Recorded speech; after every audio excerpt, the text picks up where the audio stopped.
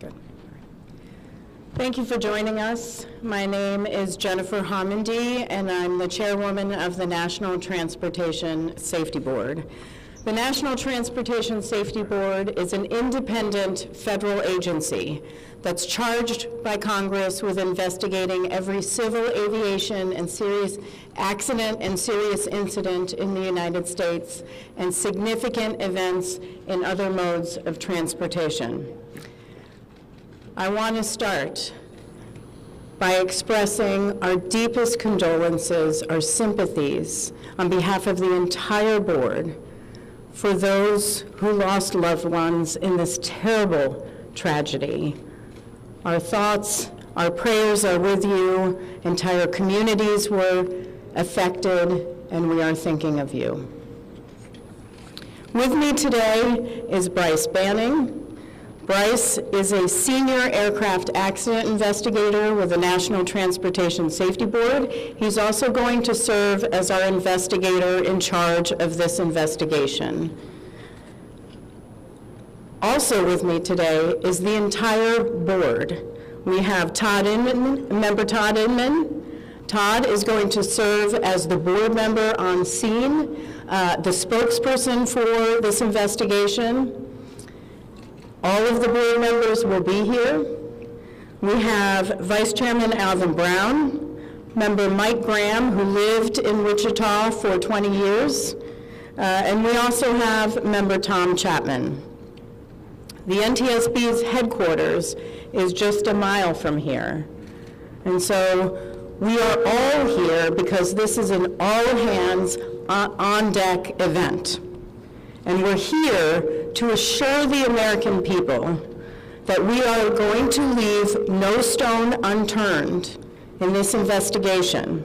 We are going to conduct a thorough investigation of this entire tragedy, looking at the facts. Now, with that, I want to level set. When we go to the scene, and we were here last night, we allow the responders to do their important safety mission, which in this case was search and rescue and recovery. We stand back to allow them to do their important safety mission. And so this, for us, is our first full day on scene with our entire crew coming together. We have about nearly 50 people on scene, and in addition to our resources back at headquarters in our labs and throughout the agency. So with that said, we are not going to get into specific facts in this press conference. I want to level set here. We're going to get into our investigative process. As we are able to confirm factual information, we will provide that. I do want to say this is a whole of government effort. I was able to brief, along with others, the President of the United States and the Vice President this afternoon. I want to thank them for their leadership, for their tremendous support of the NTSB, for our investigators, and for the responders that are on scene doing an important mission. I also want to thank Secretary Sean Duffy, who I was communicating with early on after we first got word of this tragedy. We've been working together throughout the day, along with his team at the DOT and within FAA. I also want to thank Secretary Pete Hegseth, who was also integral in working with us today. Chris Rocheleau, the acting administrator of the Federal Aviation Administration. We've heard from many members of Congress on both sides of the aisle, and so I will say this is a tremendous, one more time, whole of government effort. I also want to take a moment and thank the many, many responders that have been on scene. It has been an incredible effort. And I will have a full list that I will provide, that we will provide tomorrow, but I do want to thank them for all their work. With that, I'm going to turn it over to Member Inman for additional remarks.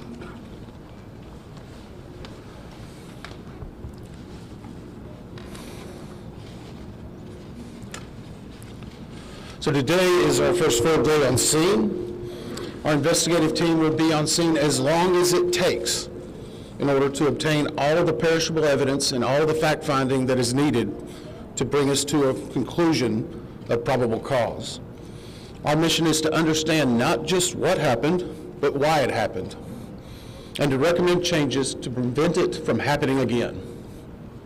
Since we're just beginning our investigation, we don't have a great deal of information to share right now. We will keep you informed by giving regular updates as we learn more. Our intention is to have a preliminary report within 30 days, and the final report will be issued once we've completed all of our fact-finding and investigation. Now, we will not be determining the probable cause of the accident while we're here on scene, nor will we speculate about what may have caused this accident. Today, we will be going and having an organizational meeting and establishing our parties to our investigation. We currently have the following parties that are already identified: PSA Airlines, GE Aerospace, Sikorsky, FAA,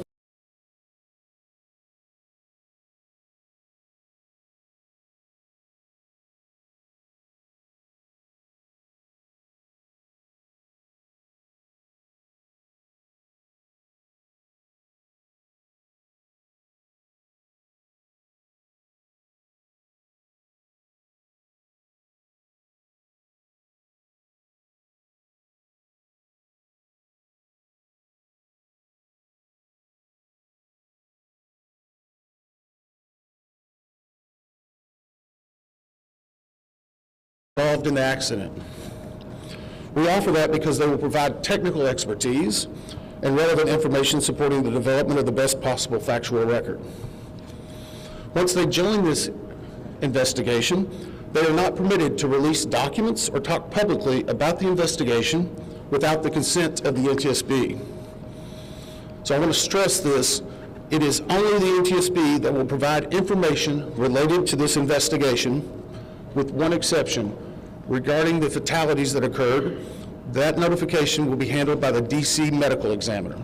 We will not be discussing fatalities or names. That will be handled by them as the proper authority.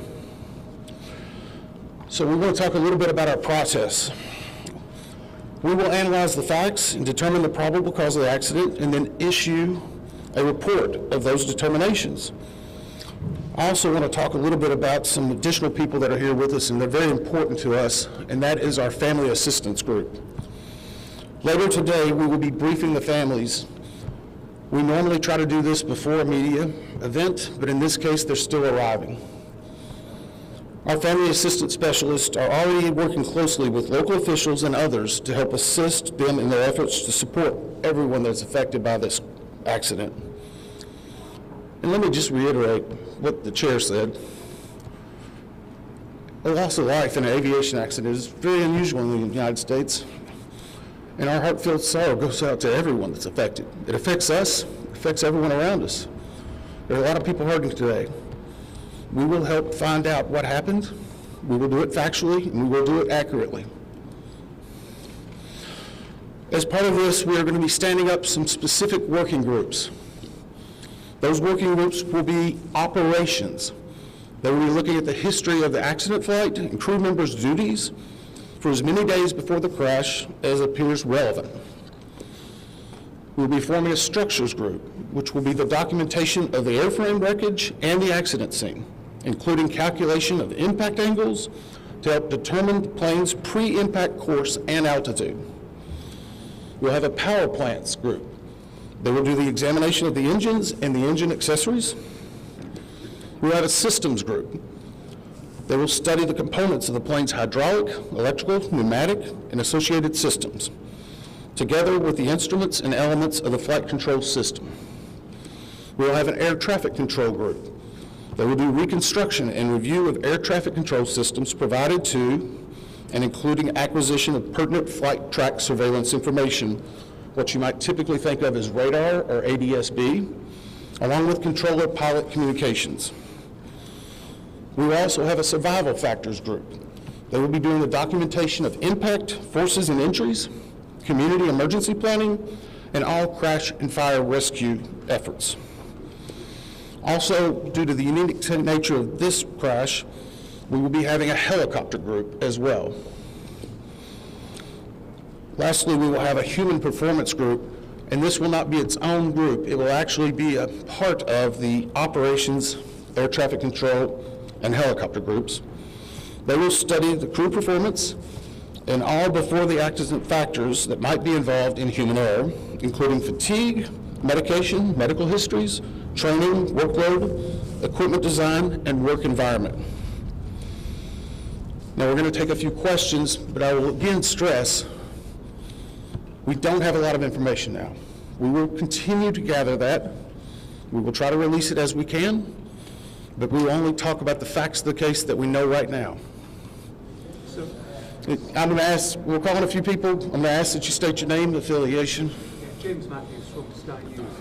So we've heard from President Trump today talking about DEI hiring policies within the FAA and associating that with the cause of this accident. What do you say to that? Well, unfortunately, I didn't hear the remarks. I was briefing House and Senate members, but I believe, Chair, would you like to take that?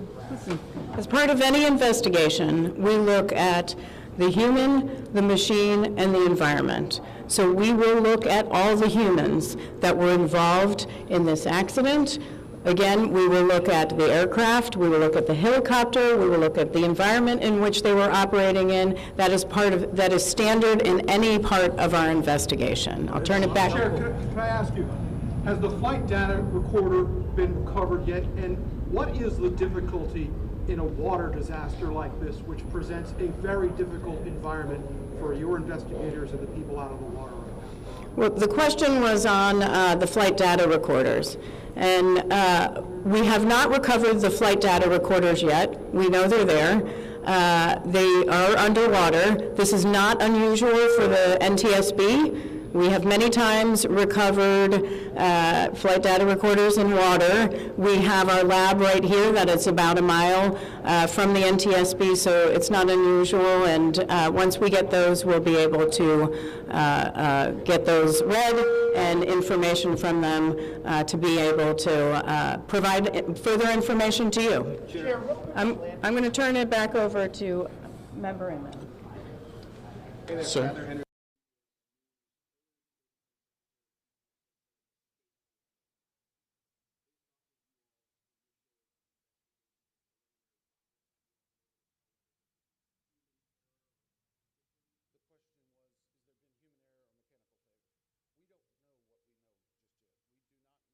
Facts to be able to rule in or out human factor, mechanical factors.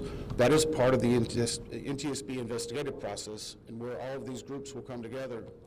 It's one of the reasons why the NTSB is known as the gold standard. We will take the time that's necessary, but I'd also like to reiterate, if we find something that is a significant issue that warrants immediate action, we will not hesitate to make those recommendations and make them public. We have a good track record on that, and we want to continue doing so. Sir? Hello, Sir. Tom Costello with NBC News. Does it hurt your investigative process, maybe for the chairman, does it hurt your investigative process to have the president already suggesting possible causes here as you try to keep an open mind and begin this investigation? Tom, with all due respect, I think the press also likes to state what probable cause is before we get to the probable cause. So what I'm going to say is you need to give us time. You need to give NTSB, it's not that we don't have information. We do have information. We have data. We have substantial amounts of information. We need to verify information. We need to take our time to make sure it is accurate. That's best for you. That's important for the families. It's important for legislators who are seeking answers to try to figure out what they're going to do about this. And so it will take time. We do have a lot of information, but we need some time to verify that. Yeah, Member Chase Williams of Fox Business. I'm wondering about the conditions in the tower last night. Were there any performance issues in the past with any of these controllers, anything of that? The question is about controllers. As I said, we were just now forming the groups. The controllers do have union representation, which they're entitled to. They'll be working with our party system and our party groups. They'll be conducting interviews. Those interviews will need to be analyzed, transcribed, and other team members will need to look over it. It'll be a long process, but we will go through the entire history. Michelle Belgray, The Independent. My question is for the chairwoman. Can you tell us more about what the president and the vice president's responses were when you briefed them this afternoon? Sure. So the question was about my briefing for the president and the vice president. As a standard, we offer briefings on our process and what we know, and this was a briefing with the president and vice president and with Secretary Duffy and Secretary Hegseth and also the acting administrator of the FAA. There was discussion on what we know so far and our process, and that was about it. Ma'am, Chairwoman, Stephanie Ramos with ABC News. Similar to Tom Costello's question, the President has stated what may have caused the crash, stating common sense. Does that affect your progress at all at this early stage? Yeah, so the NTSB, we conduct an important safety mission where we take a very careful approach. I'm sorry, the question was on speculating during investigations, which is, we often hear about. What I will say is we look at facts on our investigation, and that will take some time. And at some point, we'll be able to provide that factual information, as Member Inman said, and provide that hopefully tomorrow. Hang on a second. Dave. James Jefferson from Reuters. Have you been able to retrieve the black boxes from the helicopter? Has the military decided whether they're going to read those or the NTSB? And what about the ATC tapes? So the question was about black boxes, which I refer to as black boxes, which are typically orange. We have not recovered any of the boxes involved yet. We feel comfortable and confident that we will be able to. Right now, recovery of life is probably the most important in those that were involved. I mean, there are still ongoing recovery efforts involving the fatalities involved, along with some debris is coming out as well. We will make sure that that perishable evidence is maintained. We have a great process for that.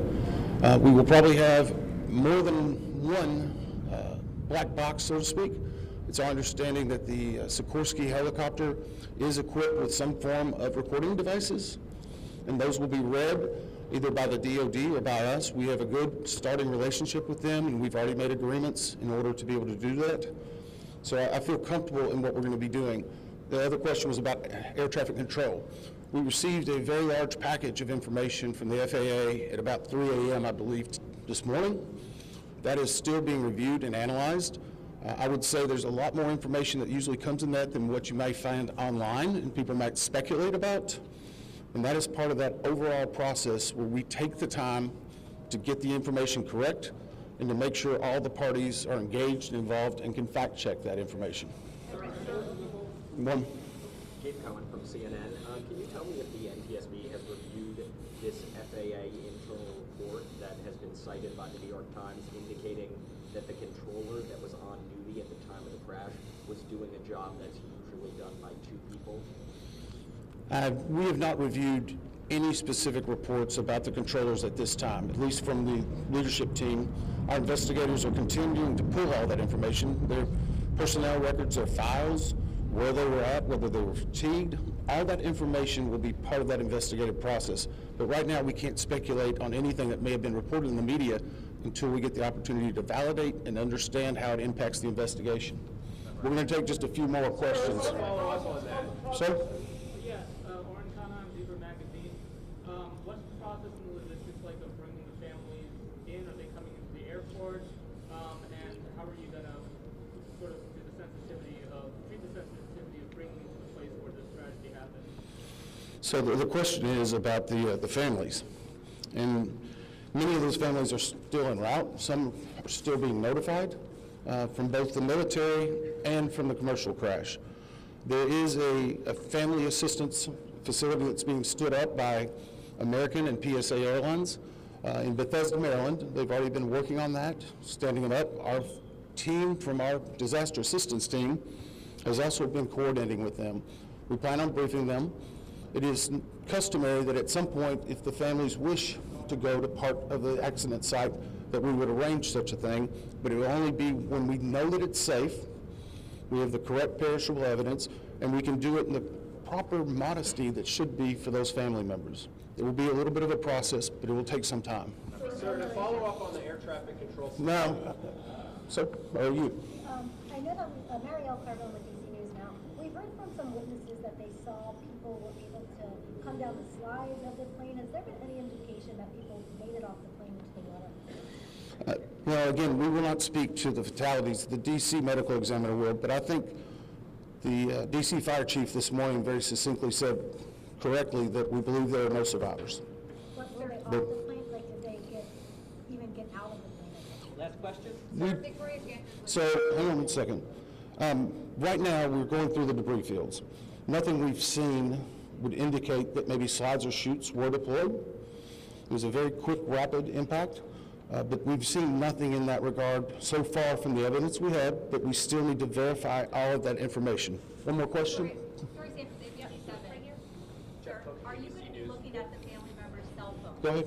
Jeff Cook, ABC News. What do you know about the altitude of the helicopter at the moment of impact? And can you talk about the procedure for such helicopters in that area? The question was about the helicopter procedures, and in DC it's kind of a unique environment. We've been getting briefed more and more by the FAA. I'm not an air traffic control specialist, but they're actually helicopter zones, if you will, or tracks. And this one was transiting, I believe, from track 1 to 4 as part of their normal procedure. If you live in DC, you see a lot of helicopters going down into this area. So there's a very well-defined system in that regard. As far as altitude, until we get the additional information, we can't validate or basically corroborate any of that until we get more of the electronic data and the data that's on the plane. I do want to clarify one question that also came about cell phones. In today's age and time, a lot of electronics and other devices do contain a lot of different information. We've found on a number of our accidents that we actually are notified through a smartphone that may sense that. As part of our process, we will obviously treat all of the effects of the deceased with dignity. We are already starting to pull that information together. If we feel that it's necessary to find or pull some of that information, we will work with the families and make sure we do it in a manner that's respectful for them and their privacy. But right now, we don't have any plans specifically on that amount, on that area until we need to. Thank you very much. Thank you very much.